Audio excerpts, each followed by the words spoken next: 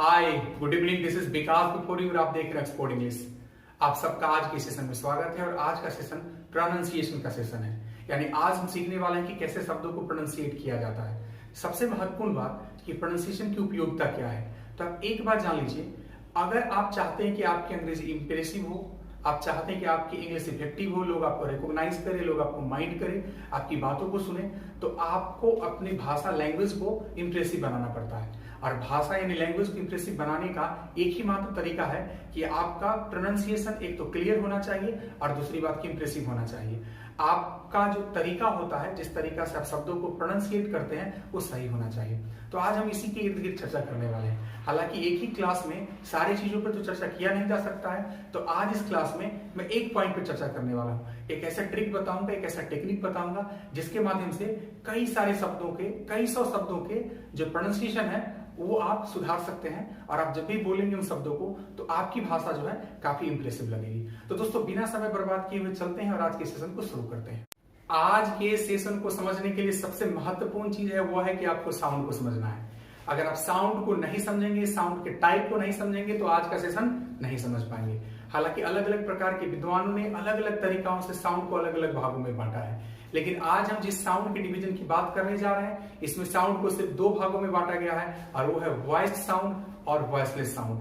अब आपके मन में एक ही सवाल अभी उठ रहा होगा कि वॉइस्ड साउंड क्या होता है और वॉइसलेस साउंड क्या होता है। मैं अभी आपको आइडेंटिफाई करना सिखलाऊंगा कि कौन सा साउंड वॉइस्ड साउंड होता है और कौन सा साउंड वॉइसलेस साउंड होता है। बस आपको करना क्या है कि लेटर बोलना है। मैं आपको लेटर के प्रोनाउंसिएशन के माध्यम से ये कंसेप्ट क्लियर करूंगा। सबसे पहले आप एक जान लो कि आपके यहाँ पर एक वोकल कोड होता है। तो आप जब किसी लेटर को प्रोनाउंसिएट करते हैं, अगर वोकल कोड से हाई लेवल पर वाइब्रेशन होता है, यानी कि यहाँ पर आप वाइब्रेशन पाते हैं, इसका मतलब जो साउंड बाहर आता है उसको वॉइस साउंड बोलते हैं। लेकिन किसी लेटर के प्रोनाउंसिएशन के वक्त अगर यहाँ पर वाइब्रेशन न हो या फिर वाइब्रेशन की मात्रा बहुत कम हो, तो वैसे साउंड को वॉइसलेस साउंड कहते हैं। जैसे समझने की कोशिश कीजिए, एक लेटर होता है ज। मैं ज बोल के दिखाता हूं, ज। हाथ डाल के, आप भी ज बोल करके हाथ डाल के यहाँ पे देख सकते हैं, ज या वो। तो यहाँ पर महसूस होता है कि वाइब्रेशन होता है। यहाँ पर वाइब्रेशन होने के बाद हमारा जो प्रोनाउंसिएशन वो बाहर, हमारा जो साउंड है वो बाहर आ पाता है। इसका मतलब वाइब्रेशन के साथ आने वाला जो साउंड होता है उसको वॉइस साउंड बोलते हैं। लेकिन कुछ ऐसे लेटर भी हैं जिनको अगर आप प्रोनाउंसिएट करते हैं तो यहाँ पर वाइब्रेशन या तो नहीं होता है या फिर न के बराबर होता है। जैसे कि प, फ। तो प और फ बोलने वक्त हम पाते हैं कि वाइब्रेशन यहाँ पर या तो न के बराबर होता है या फिर न होता है। तो विदाउट वाइब्रेशन जो साउंड बाहर आता है लेटर का, उसको हम लोग वॉइसलेस साउंड बोलते हैं। फिर से एक बार समझ लीजिए, वॉइस साउंड का मतलब होता है लेटर बोला गया हो और वोकल कॉर्ड से वाइब्रेशन हो, तो वैसे साउंड को हम वॉइस साउंड बोलते हैं। वॉइसलेस साउंड का मतलब होता है कि लेटर को प्रोनाउंसिएट किया गया हो लेकिन वाइब्रेशन या तो नौ के बराबर हो या फिर वाइब्रेशन न हो, तो वैसे साउंड को वॉइसलेस साउंड कहते हैं। अगर आप वॉइस साउंड और वॉइसलेस साउंड को समझ गए हैं तो फिर आगे जो हम प्रोनाउंसिएशन बताने जा रहे हैं वो बिल्कुल आपके इजी होने जा रहा है। आज जिन वर्ड्स के प्रोनाउंसिएशन को हम सीखने के लिए हैं वे सब एक्चुअली हैं वर्ब्स।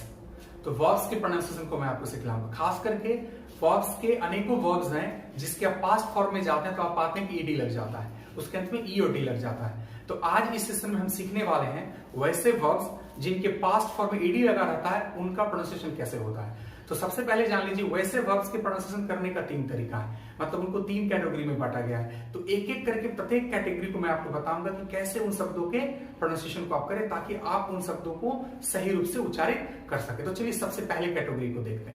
फर्स्ट कैटेगरी, आपको वैसे वर्ब्स लेने हैं जिस वर्ब्स के अंत में ईडी लाना है। और हम पहले कैटेगरी की बात करें तो पहले कैटेगरी में क्या होता है कि आपको देखना है कि वर्ब्स हैं, उसका पास्ट फॉर्म है, उसके अंत में ईडी लगा हुआ है। तो आप ईडी के जस्ट पहले देखिए कि टी या डी तो नहीं है। अगर ईडी के ठीक पहले अगर टी या डी में से कोई लेटर आ जाए तो जो आपका ईडी है उसका प्रोनाउंसिएशन एड या ईड हो जाता है, एड या ईड हो जाता है। मैं एग्जांपल के माध्यम से क्लियर करता हूं। आज के बाद आप इन शब्दों को इसी प्रकार से उच्चारित करेंगे, इसी प्रकार से प्रोनाउंसिएट करेंगे तो बेटर रहेगा। उदाहरण के तौर पर देखिए, एक शब्द हेट, जब पास्ट फॉर्म पे जाते हैं तो क्या बनता है, हेटेड। अब हेटेड के स्पेलिंग में आप देख रहे हैं, स्क्रीन पर आपको दिखाई दे रहा है, हेटेड में ईडी है, ईडी के पहले क्या आ रहा है, टी आ रहा है। तो आप जब इसको बोलेंगे तो क्या बोलेंगे, हेट बोलेंगे और उसमें एड जोड़ देंगे, हेटेड, हेटेड, हेटेड। उसी प्रकार एक शब्द लेते हैं डिसाइड, डिसाइड के पास्ट फॉर्म पे जाते हैं तो क्या होता है, डिसाइडेड। अब डिसाइडेड के अंत में ईडी है, लेकिन ईडी के पहले आप ठीक देख सकते हैं डी दिखाई दे रहा है। तो यहां पर भी ईडी का प्रोनाउंसिएशन क्या हो जाएगा, एड। यानी जब आप डिसाइडेड को बोलेंगे तो क्या हो जाएगा, डिसाइडेड, डिसाइडेड, डिसाइडेड। तो ये है पहली कैटेगरी। अगर आपका कोई वर्ब, अगर आप उसके पास्ट फॉर्म पे जाते हैं, उसके लास्ट में एडी लगा होता है और एडी से पहले आप अगर देखते हैं कि टी या टी में से कोई शब्द आ जाता है, तो वो जो ईडी है उसका जो प्रोनाउंसिएशन है वो एड हो जाता है। तो ऐसे करके पहली कैटेगरी का उच्चारण आप करते हैं। प, क, थ, फ, स, च। ये लेटर जो आप स्क्रीन पर देख रहे हैं, एक्चुअली ये लेटर वॉइसलेस साउंड को क्रिएट करता है। एक्चुअली होता है क्या है कि वर्ब्स के पास्ट फॉर्म पर जाते हैं और आप पाते हैं कि उसके लास्ट में ईडी लगा हुआ है, तो आपको ईडी से ठीक पहले वाले लेटर को चेक करना पड़ता है कि वॉइस साउंड है या फिर वॉइसलेस साउंड है। अगर अभी जिस लेटर को आप स्क्रीन पर देख रहे हैं उससे उसका मैचिंग है या उनमें से कोई भी वहां पर लेटर है, इसका मतलब वॉइसलेस है। अगर आप पाते हैं कि ईडी के पहले वाला लेटर का साउंड जो है अगर वॉइसलेस है, तो वैसी स्थिति में ईडी का जो है साउंड है वो टॉ में तब्दील हो जाता है। एग्जाम्पल से इसको समझने की कोशिश कीजिए। एक शब्द होता है जंप, जंप का पास्ट फॉर्म होता है जंप, स्पेलिंग JUMPED होता है, लास्ट में ईडी आया, ईडी से पहले पी आप देख रहे हैं। अब पी का साउंड क्या होता है प, और प कैसा साउंड है तो वॉइसलेस साउंड है। यानी कि यहां पर आप ईडी के उच्चारण की जब बात करेंगे तो उसको टॉ बोलना है, यानी आपका जो राइट प्रोनाउंसिएशन होगा वो होता है जंप्ड, जंप्ड, जंप्ड। आप उसको जंप्ड करके नहीं बोलेंगे, फिर बोलेंगे तो गलत हो जाएगा। एक एग्जांपल और मैं देता हूं, जैसे किक, किक का पास्ट फॉर्म क्या होता है किक, लास्ट में क्या लगा हुआ ईडी, ईडी से पहले क्या आ गया क, के का साउंड क्या होता है क कैसा साउंड है वॉइसलेस साउंड है। यानी जब हम इसके उच्चारण की बात करेंगे तो क्या हो जाएगा, हमारा प्रोनाउंसिएशन हो जाएगा किक्ड, किक्ड। यहाँ पर ड का प्रोनाउंसिएशन नहीं होगा। तो ऐसे आपको ध्यान में रखना पड़ेगा कि ईडी के पहले वाला लेटर का साउंड अगर वॉइसलेस है तो आप जो ईडी है उसके प्रोनाउंसिएशन की बात जब करेंगे तो आपको वहां पर सिर्फ टॉ बोलना पड़ेगा, यानी कि जैसे जंप्ड, किक्ड, किस्ड, ऐसे करके आप शब्दों का उच्चारण करेंगे तो बेहतर होगा। तो अब हम चलते हैं तीसरी कैटेगरी पर, यानी आज के लास्ट कैटेगरी पर। अ, ग, व, ज, म, न, र, ल। ये जो लेटर्स आप स्क्रीन पर देख रहे हैं, ये लेटर्स वॉइस्ड साउंड को रिप्रेजेंट करता है। यानी कि अगर ये लेटर आ जाए इसका मतलब जो हमारा साउंड है वो वॉइस्ड होगा। एक्चुअली आप किसी वर्ब के लास्ट में जाते हैं, उसके लास्ट में अगर ईडी लगा रहता है और उस ईडी के पहले इनमें से कोई भी लेटर आ जाए या इस टाइप का कोई लेटर आ जाए तो ईडी के पहले वाले लेटर का साउंड वॉइस्ड माना जाता है।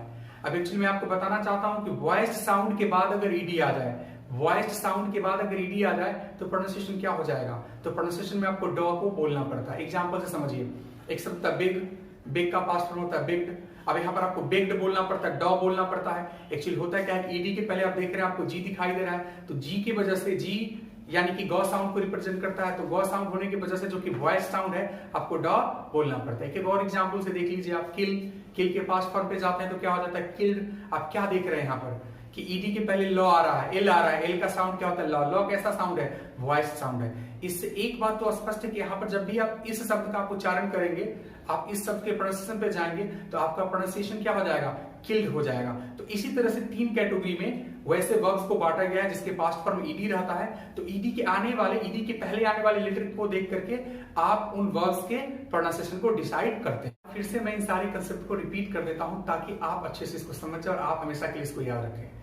एक्चुअली होगा क्या कि वर्ब्स के पास्ट फॉर्म में जाइए और लास्ट में अगर ईडी लगा हुआ है तो पहली कैटेगरी आपको बतलाता है कि ईडी के पहले आप चेक कर लो टी और डी तो नहीं है। अगर टी और डी दिखाई दे जाए तो आपका जो प्रोनाउंसिएशन होगा, जो ईडी का प्रोनाउंसिएशन होगा वो एड या ईड हो जाता है। एग्जांपल के तौर पर हेट से हेटेड और डिसाइड से डिसाइडेड आपने देखा। दूसरी कैटेगरी की बात करते हैं, ईडी की पहले आपको चेक करना पड़ेगा कि कोई वॉइसलेस साउंड का लेटर तो नहीं आ रहा है। अगर वॉइसलेस साउंड का कोई लेटर आ रहा है तो एडी का साउंड क्या हो जाता है, टी हो जाता है। जैसे कि आपने देखा जंप्ड, जंप्ड उसका एक एग्जांपल था, किक्ड देखा या वॉक्ड देखा, वहां पर हम टी बोल रहे हैं। और तीसरी कैटेगरी जो मैंने बताया उसमें आपको ईडी के पहले वाले लेटर को देखना है कि उसका साउंड वॉइस साउंड होना चाहिए। अगर वॉइस साउंड है तो उसका प्रोनाउंसिएशन क्या हो जाता है, डॉ हो जाता है। जैसे कि किल्ड हो गया या बेग्ड हो गया। तो मुझे पूरा विश्वास है कि आज का सेशन आपको अच्छे से समझ में आया है। आप इन चीजों को ध्यान में रखिए, जब भी इन शब्दों से आपका सामना हो तो इसी तरीके से इन शब्दों का यूज कीजिए। आज विकास कुमार को दीजिए इजाजत, मिलते हैं अगले सेशन में कुछ नई चीजों के साथ।